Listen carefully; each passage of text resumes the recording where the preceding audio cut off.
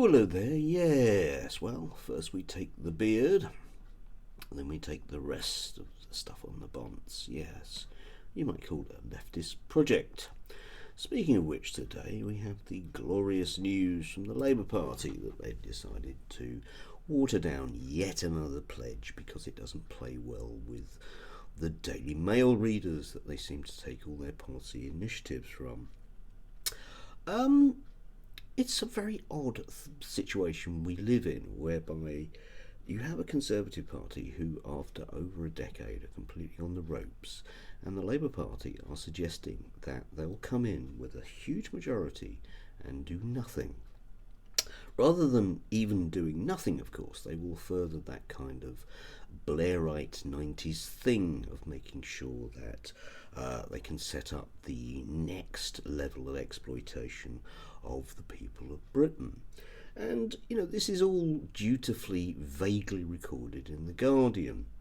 Whenever right-wingers want to have a go at people as a stereotype, of course, it is the Guardian writer. It used to be the Guardian reader, but now it's the Guardian writer. And if you do look at their biogs, your Polly Toynbees and your Friedlands et al., they basically come from exactly the same class position as all of the other appalling writers at places like the Telegraph. It's just that they had hippies for parents. I mean, effectively, that's it. These are people who sure as hell give meaning to the notion that mortgages kill you intellectually, if nothing else. The reason why we are in this state, of course, at least in part, is because of people like those that write for The Guardian, who couldn't bring themselves to actually bring about a renewal in the UK. Oh no, we couldn't have Jeremy Corbyn. We had to have business as usual, which again has led us to exactly where we are. Some people say to me, well, why don't you say more about left-wing media? Because there isn't any, effectively.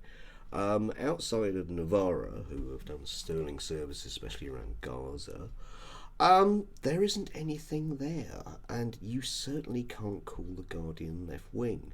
When it comes down to it, it knows exactly how middle class it is. It will remain resolutely there. There are a few exceptions, some of whom do get slagged off by the left, but generally speaking, your John Harris's, does sterling stuff. I would argue in terms of talking about ordinary people, as well as about autism. Owen Jones, who has had something of a renaissance, although almost uncertainly they'll fire him at some stage in the near future, and that's it. This is why it's always laughable when people talk about left-wing media. They really mean Gary Lineker. Now, before I cough my guts out, do have a lovely day.